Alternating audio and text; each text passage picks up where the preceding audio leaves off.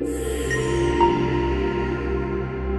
gelen arkadaşlarımıza da bir merhaba demek istiyorum. Herkesin keyfinin yerinde olmuş olduğunu umuyorum ve diliyorum. Hep böyle olsun inşallah.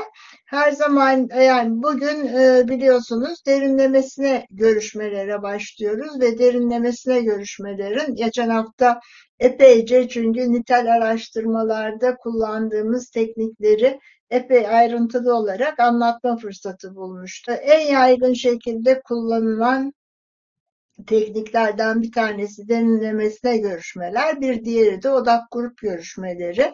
Bildiğiniz gibi o gün de vurguladığımız gibi ve bu proje kapsamında da özellikle derinlemesine görüşmeler ve odak grup görüşmeleri kullanılacağı için bunlara bazı günlerimizi ayırmamız gerekti.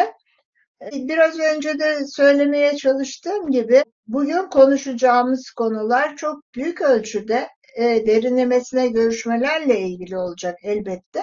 Ama odak yani görüşme ortamı içinde nelere dikkat etmemiz gerektiği, özellikle de araştırmacı olarak yani görüşme yapan kişiler olarak çok belirleyici konumda olacağımız için çok dikkatle üzerinde durmamız gereken hususlara değinmek istiyorum bugünkü derste. Dolayısıyla da oldukça uzun bir PowerPoint sunumu oldu bu. Bugünkü konumuz derinlemesine görüşmeler. Çok ayrıntılı onu yazmak istemedim. Derinlemesine görüşmeleri anlatmaya çalışacağım bu ders kapsamında. Sonunda yer almadı. Bir derinlemesine görüşme formunu da sizinle paylaşmak istiyorum bugünkü ders esnasında. Derinlemesine görüşme deyince aklımıza hemen tabii nitel araştırmalar geliyor. Nitel araştırmaların bir tekniği dedik, veri toplama tekniklerinden birisi olduğunu söylemiştik daha önce. Burada açık uçlu soruların dinlenmesi söz konusu. İşte araştırmacının çok sıkı not tutması önemli. Cevapları kaydetmesi. Tabii tercihen bu cevapların bir ses alma makinesiyle kaydedilmesi çok büyük önem arz ediyor ve bazen de kameraya kaydedebiliyoruz. Bu daha da güzel sonuçlar verebiliyor. Ama bazen bunlara izin vermeyen kişilerle de karşılaşabiliyoruz. Bize bilgi veren kişilerden onay bekliyoruz tabii. Anlatıyoruz ne yapmak istediğimizi. Eğer izin verirse ses kaydını alıyoruz ya da kamera kaydını alıyoruz. Eğer bunlara izin vermezse ki en doğal hakkıdır en başından bütün bunları yapamıyoruz. Sadece çok sıkı notlar alıyoruz. Evet, çünkü tamamen kendi hayatını, kendi düşüncelerini, kendi açıklamalarını paylaşıyor bizimle. Bazen özel hayatına da girebiliyoruz. Dolayısıyla da bunların kaydedilmesini istemeyebilir. Özellikle bu görüşme esnasında bir ilişki başlatma sürecinin yaşanması önemli. İlişkinin başlatılması çok da kolay olmayabiliyor. Açıkçası pek çok derinlemesine görüşme yapmış biri olarak bunu altını çizmek istiyorum.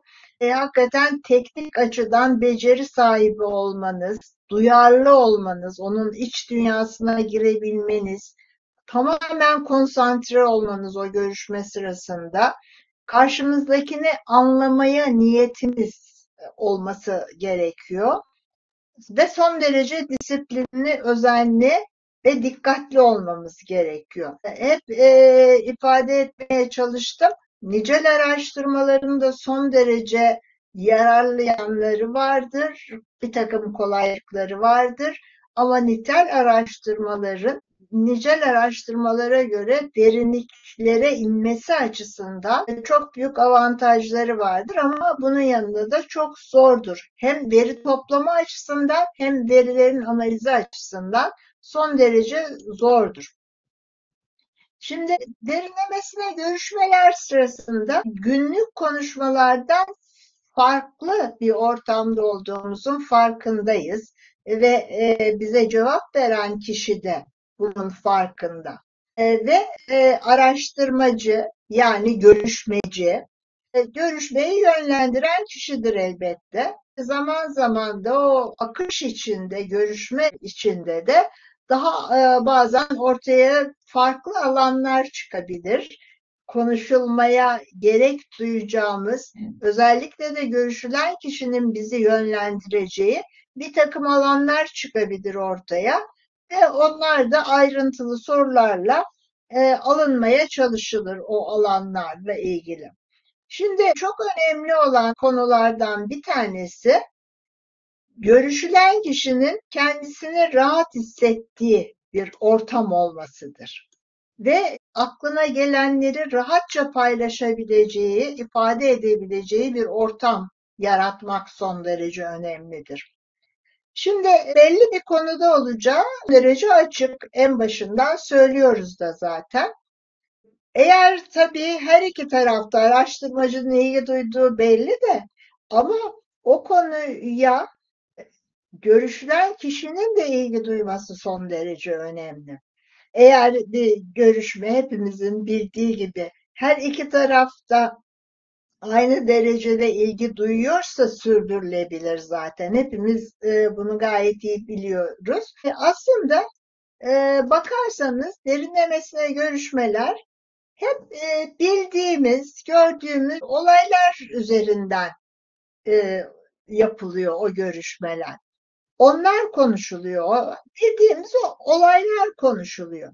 Ama bildiğimizin ötesine geçmek buradaki bütün amacımız. Çok daha derinliğe inmek ve böylece o olayı daha ayrıntılı olarak karşımızdaki insanın, bize bilgi veren insanın nasıl gördüğünü daha bütüncül olarak kavramak üzere yapıyoruz o görüşmeleri.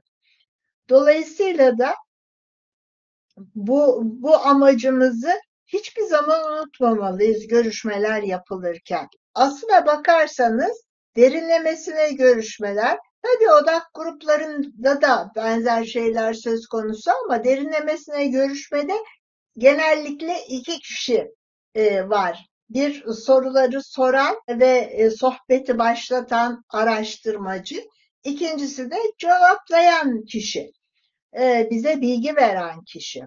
Aslında o görüşme sırasında, sohbet sırasında karşılıklı öğrenme ve bir deneyim yaşama, deneyimi paylaşma süreci olduğunu bilmek durumundayız. Bunun bilincinde olmak durumundayız.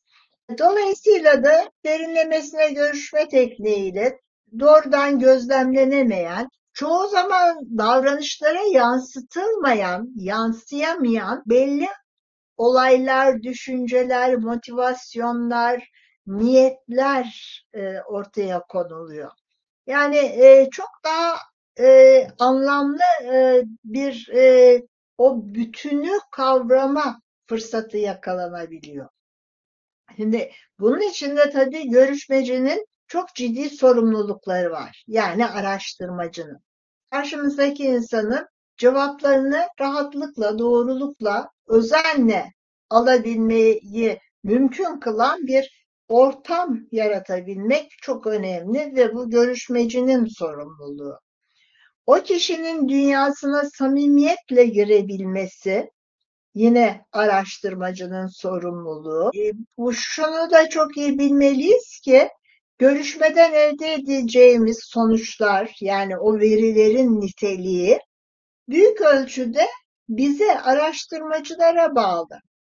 İçtenlikle yakın ilişkiler kurabilirsek eğer, güven ortamını, karşımızdaki insanın güven ortamı içinde rahatça konuşabildiğini hissettiği bir ortam sağlayabilirsek, bütün bunlara ciddi şekilde nitelikli veri toplamaya yaklaşıyoruz demektir. İç dünyasını rahatça açabileceği ve de şey de çok önemli tabii, verdiği bilgilere, paylaştığı düşüncelere bizim ihtiyacımız olduğunun farkına varması çok önemli. bizim ona farkına vardırtmamızı sağlamamız gerekiyor. Yani karşımızdakini dinleyebilmeli. Geçen hafta yine konuştuğumuz gibi dinleme sanatına vakıf olmalı ve kişiyi konuşmak üzere cesaretlendirmemiz gerekiyor. Rahatça konuşabilsin diye. Şimdi değişik derinlemesine görüşme biçimlerinden söz etmek mümkün. Bunlarla ilgili benim bazı sıkıntılarım var doğrusu. Her birinin artıları eksileri var. Bunları sizinle paylaşayım.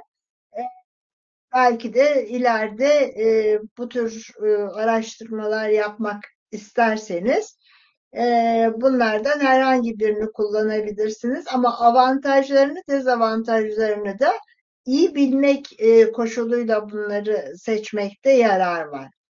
Şimdi bir en formal sohbet tarzı görüşme. Yani çerçevesi yok, hiç belli bir formu yok. Oturup sohbet ediyorsunuz. Tamamen hiç sınırları çok da belirgin olmayan bir biçimde. Kendi içinde, kendi akışı içinde o sınırlar kendiliğinden oluşuyor. Rehber bir görüşme formuyla bazen görüşmeler yapabiliyoruz veya standartlaştırılmış açık uçlu görüşmeler yapılabiliyor. Bu standartlaştırılmış açık uçlu görüşmeleri ben biraz açık uçlu biraz değil o demek zaten açık uçlu soruları barındıran anketlere benzetiyorum. Yani iyice nicel yaklaşım bakış açısıyla hazırlanan şeyler nitel araştırmalar çerçevesinde biraz bu beni rahatsız ediyor açıkçası. Informal sohbet tarzı görüşmeler, böyle ucu bucağı çok belli olmayan, araştırmacı, görüşmeci ile görüşülen kişi arasında biraz önce de ifade ettim, belli bir akış içinde kendiliğinden oluşan sorulara dayanıyor.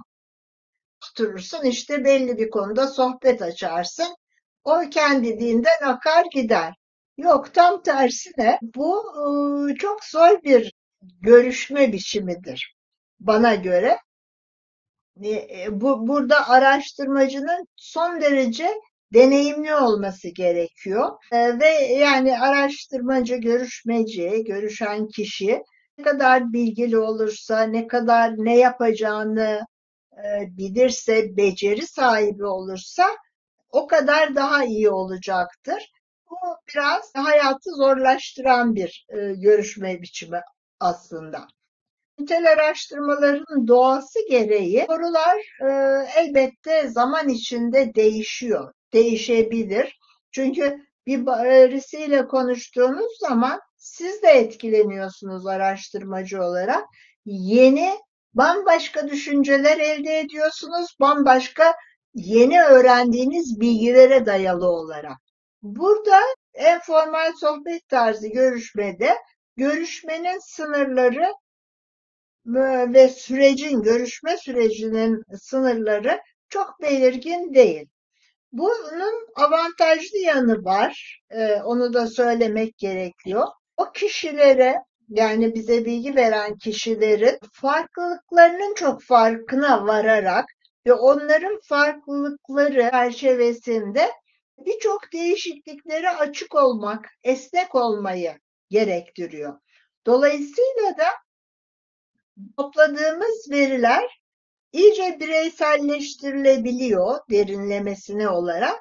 Herhangi bir şekilde ani değişimle karşılaşırsak, birdenbire ortaya çıkabilecek yepyeni konularla, durumlarla karşılaşırsak, onlara ilişkin daha fazla bilgi alabilmemizi sağlıyor ki bu gerçekten avantajdır nitel araştırmalar için.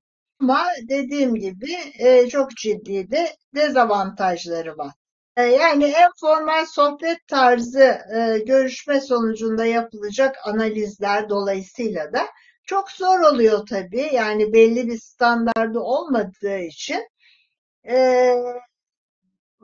gruplandırmak vesaire, değerlendirmek çok zor oluyor. Bir başka zorluk da araştırma etiği açısından değerli arkadaşlar. Şimdi en başından biz onların sırasını da anlatacağım biraz sonra. Görüşeceğimiz kişilere en başından şu konuda sizinle görüşmek istiyoruz, fikrinizi almak istiyoruz diyoruz. Tamam kabul ediyor, o görüşmeyi başlatıyoruz. Ama bir süre sonra e, sohbet öyle bir hale geliyor ki o kişinin çok mahrem olan dünyasına da girmemiz gerekebiliyor. Oysa oraya gireceğimize ilişkin herhangi bir izin almış değiliz onlardan. Dolayısıyla da izin almadığımız başlangıçta söylediğimiz konunun sınırları içinde kalamadığımız zaman tabii burada ciddi etik sorunlar ortaya çıkıyor. Buna dikkat etmemiz gerekli. Rehber bir görüşme formu ile yapılan görüşme, doğrusu bu beni en rahat ettiren yoldur. Bir rehberle, birçok kitapta çok farklı şeyler söylenebilir bu rehber bir görüşme formu anlamında. Bu rehber görüşme formunu ben biraz şuna benzetiyorum. Sizinle de o analojiyi paylaşmak isterim. Hep öğrencilerime de onu anlattım. Çok uzun yıllar, defalarca. Sizlerle de paylaşmak istiyorum. Sahaya çıktığınızda karşılaşabileceğiniz dezavantajlı durumları biraz galiba kolaylaştırmak üzere ve verilerin analizini de kolaylaştırmak üzere. Şimdi şöyle, ev kadınları bunu çok iyi anlarlar. Erkekler de inşallah anlıyorlardır bunu. Cinsiyetçi bir yaklaşım oldu ama bilmiyorum Moldova'da nasıl bir iş bölümü söz konusu ev içinde onu bilemiyorum ama Türkiye'deki iş bölümünü epeyce iyi biliyorum ama artık epeyce de değişti bir takım koşullar. Onu da sevinerek görüyorum, izliyorum. Şimdi şöyle bir kadın işte çocuklarına, eşine, ailesini doyuracaktır. O hafta belli bir yemek programı yapar, bir menü yapar. Neler yapayım, nelerle iyi besleyebilirim diye düşündüğünde kendi tecrübelerimden yararlanıyorum açıkçası bunu anlatırken. Şimdi eğer evde diyelim ki bir miktar kıyma var, onu da çoğaltmak istiyorum. Dolma yapmak istiyorum. Pazara çıkmadan önce bir liste yaparım. İngilizcesi shopping list, alışveriş listesi demeyi tercih ediyorum. Rehber görüşme formuna. Onu hesaba katarak, buzdolabındaki kıymayı hesaba katarak dolma yapayım ben bu hafta. İşte 2 gün çocuklar yesinler, yiyelim hep birlikte diye bir plan yaptığımda pazara gidip nasıl dolma yapabilirim? Kabak alabilirim, patlıcan alabilirim ya da işte olmalık biber alabilirim. Bunlardan birini yazmam alışveriş listeme. Pazarda ne ucuzsa ve ne iyi kaliteliyse ne bulmuşsam onu alırım. Tüm kabak dolması yapmak olabilir başlangıçta ama o hafta pazara iyi kabak gelmediyse patlıcanlar çok daha güzelse patlıcan alıp patlıcan dolması yaparım. Yani sonuçta dolma yapıp evdeki insanları kendim de dahil olmak üzere doyurmayı amaçlıyorum. Ama kabakla olmasa da patlıcanla pazarın durumuna göre yani sahanın durumuna göre değişiklikler yapabilirim burada. Menüde ufak tefek değişiklikler yapabilirim. Ama alışveriş listemde ne yapmaya niyetim varsa onları yazarım ve sahanın koşullarına göre de orada da ufak tefek değişiklikler yapabilirim. Bu nitel araştırmanın bence çok zenginleştirici bir yanı. Sahaya göre değişiklikler yapıyor olabilme özgürlüğünüzün olması. Şimdi rehber görüşme formu yani alışveriş listesi bu bağlamda önemli oldu. Herhangi bir rehber görüşme formu olmaksızın en formal biçimde görüşme yapmaktan öte bir alışveriş listesi yapmak her zaman daha olumlu sonuçlar veriyor açıkçası. Bunu hemen burada paylaşmamda yarar var diye düşünüyorum. Evet, burada mesele yani bir grup insanda aynı sorularla ya da işte benzer sorularla belirli bir sistematik düzen içinde bilgi toplanabilmesi söz konusu oluyor. Çerçevesi iyi kötü belirlenmiş. Yani bu görüşme formu, rehber form, alışveriş listesi içinde araştırmacının hangi konu başlıklarına değineceği, hangi alanlarda derinleşebileceği, bunları deşebileceği ile ilgili bir listedir. Bu burada tabii soruların ardıldığı, yani hangisinin bir diğerinin arkasına geleceği çok önemli. Soruların ardıldığı. Tüm soruların yapmak istediğimiz, elde etmek istediğimiz verilerin kapsandığından emin olunması gerekiyor. Bir başka şey tabii burada bize avantaj sağlıyor. Zamanı etkin biçimde kullanabiliyoruz. Bu tabii daha çok odak grup görüşmelerinde işe yarar ama derinlemesine görüşmelerde de son derece işe yarayan bir yaklaşımdır. Tabii dezavantajı da sınırları önceden belirlenmiş olması, görece sınırlarının belirlenmiş olması, görüşmeler sırasında alabildiğine farklı alanlara kaymanın mümkün olmamasını getiriyor doğal olarak. Evet, bir başka şey de bunu işte biraz önce altını çizdiğim gibi nicel araştırmalara yaklaştırma çabası bir ölçüde de bunun. Yani işte açık uçlu anketlerden söz ediyoruz burada. Daha önceden belirlenmiş soruş biçimi, düzeni, sıklığı önceden planlanmış, belirlenmiş ve basılmış anketler kullanılarak yapılan araştırmalar. Anket sözcüğünü ben çok fazla nitel araştırmalarda kullanmayı sevmiyorum. Bazı kitaplarda öyle olmasına rağmen. Tabii yani o farklı kişiler aynı şeylere cevap vermesi daha sistematik olmayı getiriyor. Hemen kendiliğinden kendi sınırlarını koyduğu için.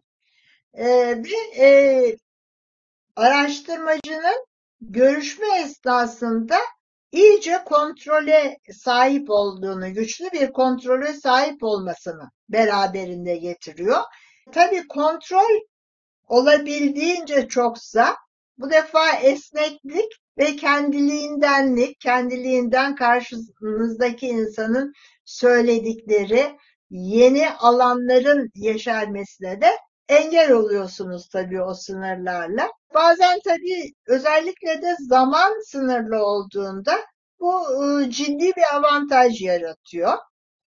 Yararlı olabilir zaman zaman. Bu az esneklik beni hep rahatsız etmiştir açıkçası. Daha nicel araştırmalara yaklaşma derdi, çabası anlamında. Tabii hem dezavantajları vardır hem avantajları vardır. Onlardan da söz etmek isterim doğrusu. Onlar da elbette değerli. Bir kere sorular sınırlıdır, belirlenmiştir önceden. Değişiklik yapamazsınız. Yaparsanız da çok zordur. Konunun akışına göre esneklik sağlayamazsınız. Sınır koyucudur. Görüşmeci yani araştırmacı süreci bütünüyle kontrol edebilir ama dediğim gibi yepyeni alanlara yelken açamazsınız. Avantajı da tabii görüşmeciler çok farklı olabilir, yaklaşımlar çok farklı olabilir. Bu o etkiyi en aza indirmek için iyi bir yoldur. Tabii veri analizi son derece kolaydır diğerlerine göre ve dolayısıyla da tekrarlama fırsatını daha çok veriyor böyle olunca. Standartlaştırılmış veri formu, soru formu ile gittiğiniz zaman.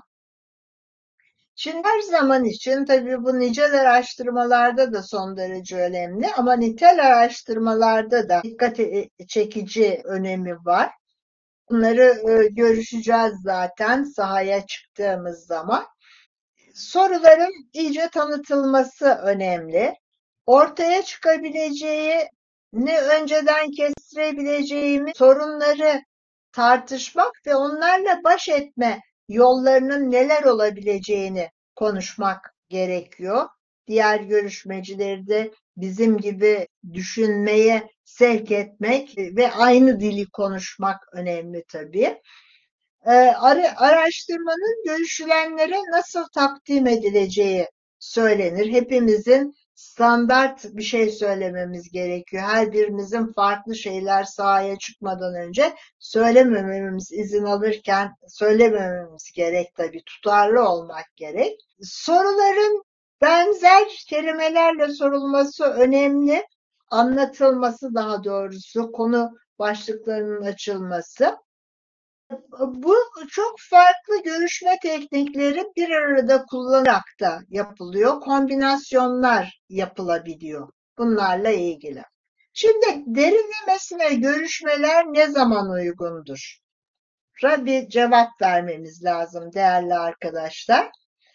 Eğer az sayıda kişi ile yapabileceksek ve bu kişilerin derin bilgilerine gereksinim duyuyorsak, evet derinlemesine görüşmeler çok uygundur.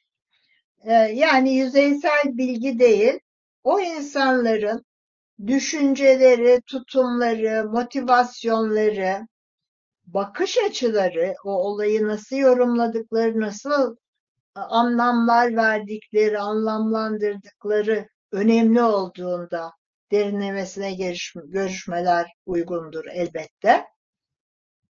Sosyal gerçekliğin kavranmasında anlam ve yorumlamanın önemli olduğuna inanıldığında ve bir de tabii değerli arkadaşlar çok hassas konular konuşulacağında derinlemesine görüşmeler uygun olmaktadır. Peki derinlemesine görüşmeler ne kadar derin oluyor? Yani hangi derinliğe inebiliyoruz biz bu görüşmeler esnasında? Tabii yani görüşülen kişinin çok rahat bir ortamda olması çok önemli. Herhangi bir konu değil tabii bizim önceden seçtiğimiz ve araştırılmasına gerek duyduğumuz konunun çeşitli boyutları ayrıntılı şekilde ele alındıysa elbette bir derinleşmeden söz edebiliyoruz. Evet, şimdi bu derinlikle ilgili farklı aşamalar var. O aşamalardan biraz size söz etmek istiyorum. Birinci aşamada ne yapıyoruz? Bize bilgi verecek olan kişiyle sohbeti başlatırken neden buradayız? Neden onunla görüşmek istiyoruz? Nasıl bir araştırma yapıyoruz? Amacımız ne? Hedeflerimiz neler? İzin veriyor mu? Onaylıyor mu? İşte ses alma kaydını ya da kameraya kayıt olayını onaylıyor mu? Yani bundan beklentilerimiz neler açıkça ortaya koyarız. Burada tabii görüşmecinin yani araştırmacının önemli rolü var.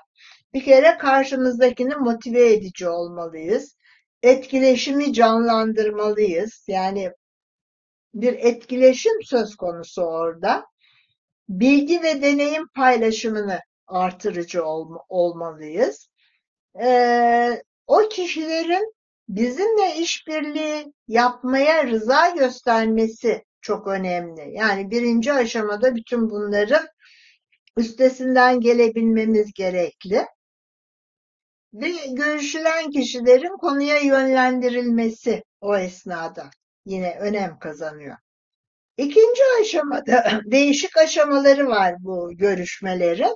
Genellikle bu birinci aşama böyle bir 5 dakika falan sürüyor. İkinci aşamada artık etkileşim artmaya başlıyor. Birbirimizi tanıyoruz ve karşılıklı olarak o konuyla ilgili konuşmaya başlıyoruz. Ama burada bir araştırmacı olarak bizim kendimizi ifade etmemizin çok doğru şekilde ifade etmemizin çok önemli olduğuna inanıyorum açıkçası. Görüşülen kişiyle yakın bir ilişki başlatabilmek bizim elimizde. Her zaman olmayabiliyor. Çok dirençli kişilerle de karşılaşabiliyoruz ve görüşme istediğimiz gibi gitmeyebiliyor ama görüşmenin daha derinlemesine gelişmesi için o yakınlığı kurabilmemiz çok önemli değerli katılımcılar. Artık üçüncü aşamada iyice sıkıntılar, sınırlılıklar, birbirine biraz böyle şüpheyle bakmalar vesaire iyice azalıyor ve iki insan için bir karşılıklı güzel bir deneyim sürecine giriliyor.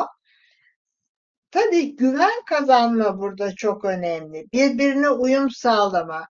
Her iki katılımcının da, görüşülen kişinin de, görüşen kişinin de aktif olarak bu etkileşime katılması söz konusu. Enerji yükseliyor tabii. Yeni bir ilişki başlatılıyor. Yeni bir ilişki, hatta öyle ki yeni dostluklar başlıyor. Bu çok güzel gerçekten. Ve çok heyecan verici. Yani artık rahatça konuşmalar sürdürülüyor. Şimdi burada derinlemesine görüşme nasıl planlanır, nasıl hazırlanır, o aşamada neler yapmalıyız? Biraz onlarla ilgili e, bilgiler vermek, deneyim paylaşmak istiyorum değerli katılımcılar. Bir kere burada yani temel olarak 4 soruya cevap vermek durumundayız. Öz çok önemli. Peki ben bu araştırmanın sonunda neyi bilmek istiyorum? Neyi bilmek istiyorum? Araştırma problemim ne? Onun çeşitli boyutlarını ortaya koyabiliyor muyum? Biçim ve üslup son derece önemli. Acaba istediğimizi ortaya çıkartıcı, doğru biçimde oluşturulmuş doğru sorular, doğru konu başlıklarını ortaya atmış mıyım? Onlar üzerinde görüşebilecek miyim bunlar? Doğru mu bunlar? Kapsam. Araştırma sorunsalının ne kadarı kapsanmak isteniyor? Tabii kapsam derken bir konuyu çalışacaksak eğer onun kapsamını belirlememiz gerekiyor. O konuyla ilgili güneşin altındaki her şeyi ama her şeyi elbette elde edemeyiz. Zamanımız yetmez bir kere. Ardılık, soruların hangi düzende, hangi sırayla ile sorulacağını iyi saptamış mıyım? Bu 4 temel soru çok önemli. Öz, özü iyi tanımlayabiliyor muyum? Biçim ve üslubu ortaya koyabilmiş miyim? Doğru sorular, doğru başlıklar koyabilmiş miyim? Kapsam doğru mu? Yeterince var mı? Ve soruların, konuşulacak konuların ardıllığı önemli. İşte yani bu soruların düzeni çok önemli gerçekten. Bunu hiçbir şekilde unutmamalıyız ve esnekliğe de fırsat vermemiz gerekiyor önemli ölçüde. Evet, şimdi şöyle bir baktığımızda derinlemesine görüşmelerde yer alan soruların, konuların neler olabileceğiyle ilgili bir özet koymaya çalıştım buraya. Şimdi düşünmemiz lazım o hazırlık aşamasında. Öncelikle neler sorulabilir bu konular kapsamında? Bir başka şey, bakın bu da çok önemli, neleri sormaktan kaçınmalı? Şimdi insanları da çok da rahatsız etmememiz, ürkütmememiz ve kendimizden uzaklaştırmamamız lazım tabii araştırma esnasında.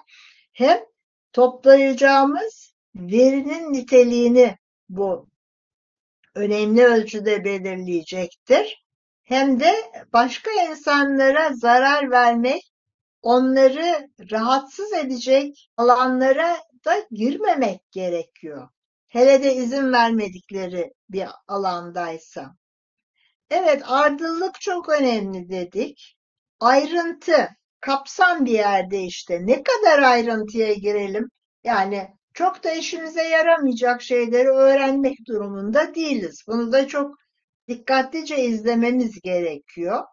Araştırmanın uzunluğuyla ilgili de iyi düşünmemiz gerekli. Soruş biçimi, soruların soruluş biçimi, ses tonu ve amaca bağlı oluşu. Amacın dışına da çıkmasına gerek yok. İnsanların zamanını, sabrını da zorlamaya gerek yok elbette. Bütün bunları gözden geçirmek gerekli değerli arkadaşlar. Evet, şimdi konular, sorular acaba nasıl sıralanmalı? En doğrusu ne olabilir? Genellikle demografik sorularla başlanır. Bu hem derinlemesine görüşmeler için doğru, hem bu anlattıklarımın çoğu bu görüşmeler için doğrusu. Odak grup görüşmeleri için de, derinlemesine görüşmeler için de. En başta işte yaşını, doğduğu yeri vesaire sorduğunuz zaman ya da işte göç ile ilgili bir araştırma yapıyorsanız veya göç edişi geliyorsa sizin alacağınız bilgileri onları sorarsınız tabii. Rahatça cevap verebilirler insanlar. Daha sonra işte deneyim ve davranışla ilgili soruları sormak iyi oluyor. Çok o insanların derinliklerini bu sırayla girmek iyi olabiliyor. İşte fikir, inanç soruları daha sonra sorulabilir. Bilgi soruları, yani kitaplarda bu sıralamalar vesaire var ama ben açıkçası bunu burada sizinle paylaşayım. Bu bilgi sorularını ben fikir, inanç sorularının önüne koymayı tercih ediyorum açıkçası. Daha sonra duygu soruları, yani o insanların duygularıyla ilgili sorulara geçmek, o duyguların arkasındaki nedenlerle ilgili ayrıntıya girmek daha iyi oluyor. Böyle bir kabaca sıralamadan söz etmek mümkün. Evet, görüşmede kullanılacak soruların özellikleri neler olmalı? Biraz onların ayrıntısına girelim istiyorum değerli arkadaşlar. Bir kere soruların hazırlanmasında burada bir başka şey de sizinle paylaşmak istiyorum. Göstereceğim örnekte de görebileceğiniz gibi görüşmede kullanılacak soruların özellikleri neler olmalı dedik. Burada tam da şeyi söylemeye çalışıyordum açıkçası. Kitapların ya da işte bir takım kaynakların çoğuna baktığınız zaman hep sorulardan söz ediliyor. Derinlemesine görüşmelerde de, odak grup görüşmelerinde de ben soru sözcüğünü kullanmaktan biraz kaçınıyorum açıkçası. konu başlığı demeyi tercih ediyorum. Ee, işte ortaya atıyorsunuz. Onunla ilgili fikirlerini öğrenmek istediğinizi bildiriyorsunuz vesaire. Yani böyle soru cevap şeklinden çok sohbet tarzına uygun hale getirmenin daha yararlı olduğunu gördüm sahada da. Onu paylaşmak istiyorum. Evet, sorular şeklinde devam edebiliriz ama yani sorular kavramı, soru kavramı biraz bana itici geliyor burada. Çok da kaynakları da çok bozmamaya da çalıştım buraya getirirken, sizlerle paylaşırken. Ama deneyimlerim çerçevesinde de bunun altını çizmek istedim. Evet, şimdi belli konulara dikkat etmemiz gerekiyor elbette. Neler olmalı bunlar? Daha size okunur hale getirmeye çalışıyorum. Bir kere daha yine söylemiştim. Görüşülen kişi için bir anlam ifade etmesi çok önemli o konunun. O kişiyle konuşuyorsunuz. Hazırlarken de tabii onu dikkate almamız gerekiyor. O kişinin deneyimleri, kendi koşulları, kendi çerçevesi içinde ona uygun olanı seçmemiz gerekli. Yine o kişilerin gereksinimleri neler? Acaba onun kendi gereksinimleriyle ilgili soruları seçtim mi? Onlara bakmam lazım. Tabii araştırmanın asıl odağı ne? Sorunsalı ne? Ona göre hazırlanması gerekir, kuşkusuz. Nasıl oluşturulmalı? Bu da yani hangisi hangisinden sonra gelecek? O soruları arka arkaya dizerken dikkat etmemiz gereken konulardan bir tanesi bu tabii, bu ardıllık meselesi. Şimdi soruların soruluş biçiminde nelere dikkat etmeliyiz araştırmacılar olarak? Bu odak gruplar için de doğru, derinlemesine görüşmeler için de doğru. Yani her türlü görüşme esnasında çok altı çizilesi konular bunlar. Bir kere görüşme sırasında bize bilgi veren kişi kendisini rahatsız, cahil, her şeyi birbirine karıştıran kişi gibi hissetmemeli araştırmacı olarak. Cahil olan benim aslında. Cahil olduğum için, o konuda bilgi sahibi olmadığım için ondan öğrenmeye gidiyorum. Bana bilgi veriyor. Onunla aynı dili konuşmaya başlamak ve ona derdimi anlatmak önemli. Hiçbir şekilde karşımdaki insanı baskılamamam gerekiyor, yönlendirmemem gerekiyor. Yani orada önemli olan karşılıklı olarak bilgilerin değiş tokuş edilmesini sağlamak. Ben karşımdaki insanı sorguya çekmek için orada bulunmuyorum. Ondan öğrenmek için oradayım. Şimdi başarılı bir derinlemesine görüşme için ne yapmalıyım? Birincisi, açık ve anlaşılır sorular sormalıyım.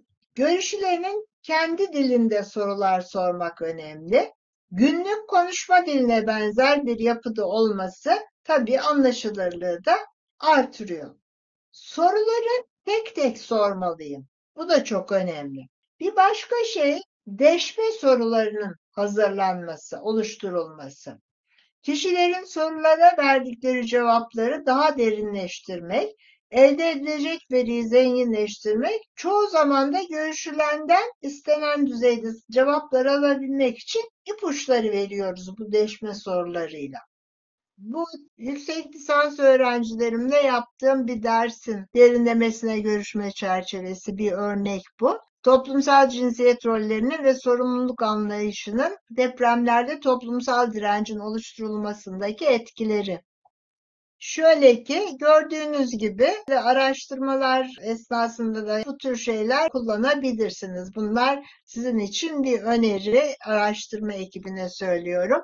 Araştırma dışında olan katılımcılar da buna benzer şeyler hazırlayabilirler tabii. Ben görüşme çerçevesi demeyi tercih ediyorum bu tür formları hazırlarken. Alışveriş listesi aslında.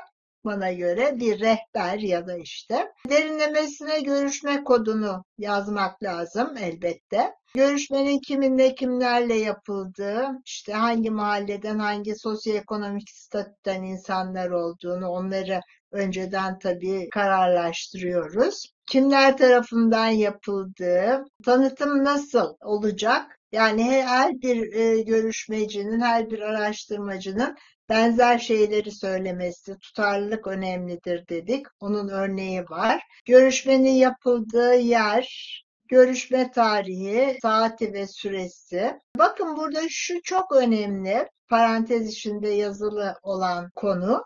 Bu noktada isimlerinin değil, fikirlerinin çok önemli olduğu, onlardan öğrenmeye gelindiği, söyledikleri hiçbir şeyin atlanmak istenmediği vurgulanacak ve görüşmeyi kaydetmek üzere izinleri istenecektir. İzin vermedikleri takdirde ısrar edilmeyecek ve gözlem yapılarak çok iyi not tutulacaktır. Görüşmenin kaydedilmesine uygun bulmadıkları da işaretlenmeli buraya. Bir başka konu, kişisel verilerin korunması kanunuyla ilgili olan bir konu.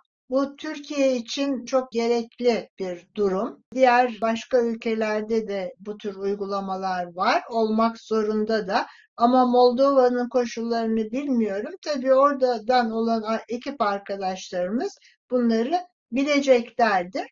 Onlara göre hareket edilecek elbette orada. Ama Türkiye'de bunun yapılması son derece önemlidir. Şimdi gördüğünüz gibi başlarken demografik özellikler ön plana çıkıyor. İşte cinsiyeti, yaşı, eğitimi, doğduğu il, en uzun süre yaşadığı il, tabii projenin ya da araştırmanın konusu çerçevesinde bizim için önemli olan bilgileri alıyoruz. Çalışma durumu, medeni durumu her neyse her zaman gerekli olmayabilir bunlar da bambaşka şeyler yazılabilir. Demografik veriler alındıktan sonra görüşme akışına geçiyoruz.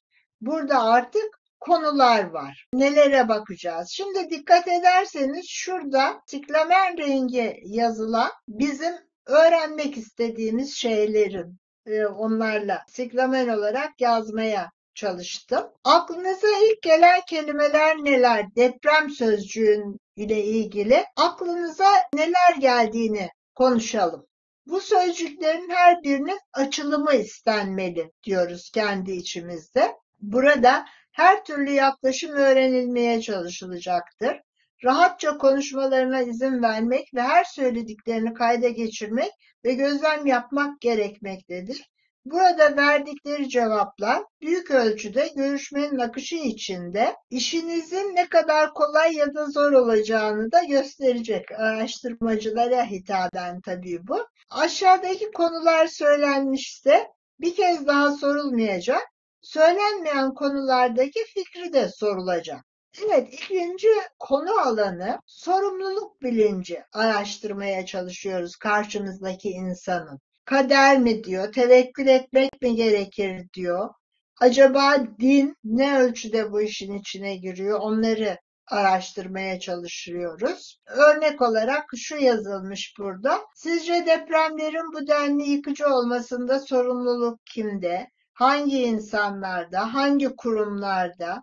Neden böyle düşünüyorsunuz? Her seferinde bunlar neden öyle düşündükleri ortaya çıkartılacak. Bir başka konu alanı toplumsal cinsiyet rolleri ve deprem sırasında ve sonrasında kırılganlık, zarar görme konusunda ne düşündükleri. Bu kadınlarla yapılan bir görüşme olduğu için işte kadın ve erkek cinsiyet rolleriyle ilgili de veriler toplanıyor.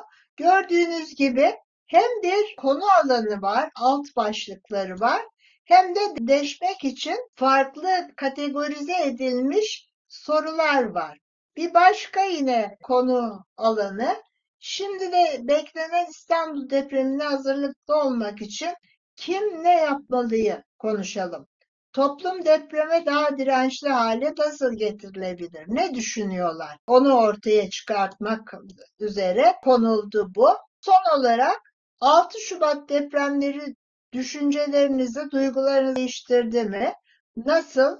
sizi en çok etkileyen olayı, sahneyi anlatır mısınız deyip tamamen açık uçlu soruluyor ve onların cevapları alınıyor buraya. Bunun dışında konuyla ilgili olarak bizimle paylaşmak istediğiniz başka şeyler var mı? Ne söylüyorlarsa onlar yazılıyor. Teşekkür ve ayrılma. Rehber böyle bir şey işte değerli arkadaşlar. Böyle biraz ete kemiğe bürünmüş bir örnekle de size göstermek istedim değerli arkadaşlar. Şimdi geçebiliriz bizim asıl PowerPoint sunumumuza. Evet, duyarlılık hem karşımızdaki insanın hem bizim psikolojik bir takım etkileri olacak o görüşmelerin. Tereddüt edebilir, durabilir, mahrem konularla ilgili paylaşımlardan rahatsız olabilir. Bütün bunları bizim bilmemiz gerekli en başından ve bunlara karşı duyarlılık geliştirmemiz gerekli. Bir başka şey de tabii görüşme sürecinde çok önem vermemiz gereken bir başka unsur da zamandır. Yani o görüşmeyi etkili bir şekilde yürütmek zorundayız. Genellikle işte bu tür görüşmeler, özellikle de odak grup görüşmeleri biraz daha fazla sayıda insanla olduğu için bir saat civarında sürmekte. Çok da fazla o insanların zamanını da almamamız lazım. Evet, dolayısıyla da çok iyi hazırlanmamız önemli. Kendimizi de ruhsal olarak hazırlamış olmamız gerekiyor. Bir başka şey, görüşmecinin yani araştırmacının can kulağıyla dinlemesi çok önemli. Bazen öyle oluyor ki görüşmeler esnasında hem derinlemesine görüşmelerde hem odak grup görüşmelerinde siz bir konuyu ortaya atıyorsunuz. Sizin sıralamanıza göre, ardılığınıza göre en sondaki bir soruya karşılık gelecek şekilde cevap veriyor insanlardan bir kısmı ya da işte bazıları o şekilde cevap veriyor. Eğer siz dikkatlice dinlememişseniz yeniden o soruyu sorabilirsiniz. Ve o da karşınızdaki insanın rahatsız olmasına neden oluyor. Ya işte söylemiştim ya bunun cevabını diyor. Bu beni şu nedenlerden dolayı sıkar, onun için bunu yapmam diyor. Ama yani orada onu dikkatlice dinlemediğinizi siz kanıtlamış oluyorsunuz ve rahatsız edici bir durum çıkıyor ortaya. Buna da çok dikkat etmekte yarar var. Evet, bir başka şey, bazen çok farklı kişilerle karşılaşabiliyorsunuz. Bazılarını susturmak çok zor olabiliyor, bazılarını konuşturmak çok zor olabiliyor. O kişiyi kırmadan yapmak çok önemli. İşte rahatça sizi cevaplayabileceği ve ortamı yaratabilmeniz sizin marifetiniz oluyor tabii. O kişinin bakış açısından nasıl görünüyor o olay, üzerinde durduğunuz olay, onu kavramak çok önemli. Dolayısıyla bize çok iş düşüyor. Bir kere bir konuya giriş ve açıklama, araştırmacının kendini tanıtması, kişinin iznini alması, onayını alması, imzalatması önemli. Görüşülen kişiye görüşme süreci içinde istediği her an görüşmeyi bırakabileceği söylenmeli en başında. Görüşülen kişinin kişisel bilgilerinin alınışı, sonra araştırma konusunun ana kavram ve alt başlıklarından oluşan bölüm. Bu ana kavram ve alt başlıklardan oluşan bölümde neler var? Bu aşamada görüşme rehberi formuna son halini vermek, araştırma tasarımında planlanan bütün boyutların rehber formunda yer aldığından emin olmak gerekiyor tabii. Bu nedenle bir pilot çalışmadan söz etmek istiyorum burada. Uygun konu başlıkları ve soruların denenmesi önemli. Böylece bu rehbere, alışveriş listesine, görüşme çerçevesine, iskelete son hali verilir ama hiçbir zaman son hali de olmaz. Onu da söylemek istiyorum. Evet. Dilerseniz ben burada keseyim. Gelecek hafta devam edelim. Çünkü 3 dakikamız kaldı. Son 3 dakikada kapatalım artık bunu. Sorular ve katkılara da fırsat yaratalım Gökçe Hocam. Ağzınıza sağlık hocam. Çok güzeldi bu hafta. Bence çok önemliydi derinlemesine görüşmeyi, bu kadar derinlemesine sizinle dinlemek. Yani benim için de çok keyifli oldu her zamanki gibi. Şu ana kadar anlatılanlarla ilgili belki konuşabiliriz. Merhabalar Merhaba. hocalarım. Şunu sormak istiyorum ben. Derinlemesine görüşmelerde ortaya çıkan çelişkili ifadeler nasıl değerlendirilmeli? Yani bu çelişkiler veri analizi sürecinde bir veri olarak mı okunmalı yoksa araştırma ile ilgili bir ya da araştırma yönelik bir hata olarak mı görülmeli? Bunu sormak istiyorum. Ayça çok teşekkürler. Bu gerçekten çok güzel bir soruydu. Bu tutarsızlıklar kendi içinde bir veridir. Zaten görüşme sırasında karşımızdaki insanı motive etmemiz gerekiyor. Ama burada işte şöyle yani veri analizine kalmadan orada netleştirebiliriz ifadeleri. Nitel araştırmaların güzelliği de burada zaten. Şöyle anladım, doğru mu dersek, işte baş hareketlerimiz, o doğal sohbet içinde o zaten akacak gidecektir. Ama veriyi topladıktan sonra onların çözülmesi, senaryolaştırılması söz konusu olacak. O zaman o çelişkileri de yakalayarak gideceğiz veri analizini yaparken. Bu defa da ona da yer vermemiz gerekecek veri analizinde. Ama netleştirmiş de olacağız. Tesadüfi bir şekilde teşekkür ederiz Ayça sorun için. Yani belki tesadüfi Ben de değil, Emine Elif Hanım da benzer bir soru sormuş. Hatta aynı soruyu sormuş. Etikle ilgili sorduğu sorunun üstüne. Yani o da şimdi hani yandan okuyayım. Yani neredeyse Ayça'nın sorusuyla birebir aynı. Zaten Belma Hoca güzel cevap verdi. Ben de aslında bir yerde Belma Hoca şeyi anlatırken hani bazen susturmak zor, bazen konuşturmak zor gibi bir yerde. Yani aslında mesela daha da çok konuşanlarda bu çelişen ifadelere rastlanabiliyor. Ben bunu biraz şeye benzetiyorum. Hani mesela işte orta çağda bilime dair hiçbir şey gelişmedi gibi bir algımız var ya. Hani bilim aydınlanma sonrası ve işte ondan önce de antik Yunan'da gelişti. Aslında o yani bizim konudan uzaklaştığını düşündüğümüz yerler, belki en çok çelişkili olan yerler bize birçok sonradan analiz yaptığımızda bizim o an anlayamadığımız şeyleri de söyleyen, işte tiyoları da veren yerler olabiliyor. Yani tabii ki belli bir zaman içerisinde konuşmak gerekiyor. Belli bir çerçevemiz var ama yani bir yandan da özellikle o kadar çok konuşulduğunda sanki hani orada işte Orta Çağ'da olduğu gibi bilim yapılmıyormuş gibi düşünüyor olabiliriz ama sonrasında birçok anlamlı şey de oradan çıkıyor. Yani bize o an öyle gelmiş de olabilir, çelişkili gelmiş olabilir, yalan söylüyor olduğunu düşünüyor olabiliriz. Öyle olabilir. Ama bütün bunlarda aslında bir veri ve hani sonrasında biz bir de o konuşmayı işte bu yüzden kaydediyoruz. Defalarca dinleyeceğiz, analizini yapacağız ve oralarda anlamlandıracağız belki de ve belki de o çelişkili olan yerler tam da yani duygularına dair. Çünkü duygular çelişkili şeyler olabilir. İnsanlar aynı anda birçok duyguya sahip olabilirler. İnançlar çelişkili şeyler olabilir. Yani aslında belki tam sadece oralar değil ama hani oralarda bizim için çok önemli veri kaynakları diye düşünüyorum ben. çok teşekkür ederim Ben hocalarım. Çok sağ olun. çok güzel oldu bu tartışmada. Tartışmalar her zaman çok güzel zaten. Ben bir şeyin daha altını çizmek istiyorum. Mutlaka o görüşme çerçevesinde işte teşekkür ve ayrılmadan sonra görüşmeyi yapan kişinin notlarına yer vermek gerekiyor. Bu da ayrıca tabii veri olarak analizde yer alıyor. Anladım. Çok teşekkürler hocam. Çok sağ olun. Gökçesi hocam kapanışı sen yaparsan seviniriz. Çok teşekkür ediyorum ben herkese.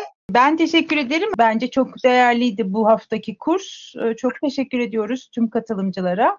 Gelecek hafta görüşmek üzere. Evet, gelecek hafta görüşmek üzere.